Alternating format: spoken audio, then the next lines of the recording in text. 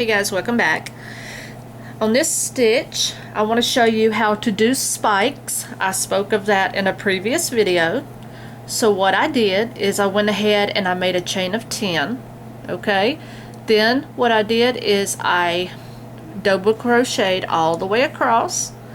So your first double crochet or your first stitch on your chain of 10 should be in the third hook or chain from the hook, I'm sorry, and then you just double crochet all the way across.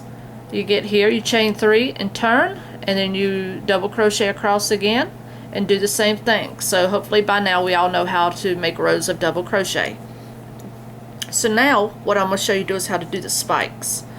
So what you're going to do here, once you get it made, is you're going to chain 3, and feel free to stop the video if you need to. So as far as a spike goes, a spike is made by inserting your hook further down below on the fabric, somewhere where normally you would not insert it. Usually on the next row down or the next 2 rows down. It's totally up to you about how deep you want your spike. So basically, if you're doing a double crochet, you're going to take and you're going to wrap your yarn, and instead of going in the regular stitch or the gap, you're going to go further down this way. Now, the key to doing your spikes and keeping these looking spiky is you can keep them all the same size spikes, or you can do variations of spikes. So for instance, and keep them loose. You have to keep this loose or it's going to bunch up your project. Okay, so I inserted it way down here at the bottom, on the next row, I'm sorry. And then I made a double crochet. Okay, so see, I went underneath my first row.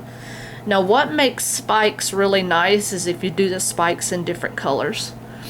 Okay, so let's say we're going to single crochet or chain 2.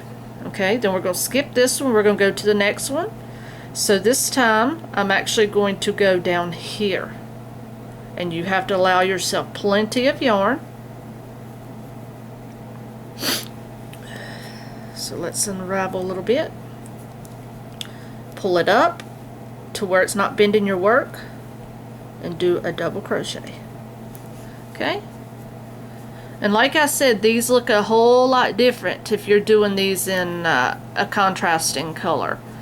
So again, we'll chain 2, and you don't have to chain anything. I'm just doing this to give it a little space so you can see the differences. So I'm going to wrap, and I'm just going to go right underneath my regular stitch right here.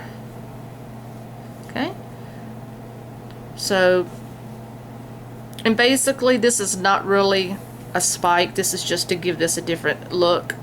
So I'm going to chain 2, and I'm going to wrap my yarn, and I'm going to go, and you can do them sideways, they don't have to be straight down. So let's see, let's go this way. And you just do your regular double crochet, but you have to keep your work really loose. So see guys, the spike in it, there's nothing to it.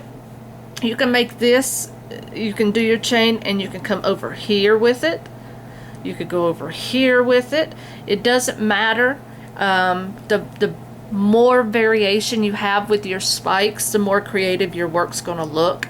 So you just experiment with that, and as I said already, when you make your spikes, they look so much better if you have a contrasting yarn, especially if you do your base color, this here, with a color change in yarn, and then you do your spikes in a deeper color.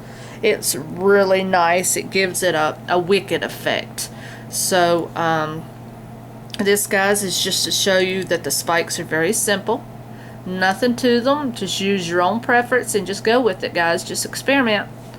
Alright, you guys, happy hooking today, and don't forget to hit that like button for me.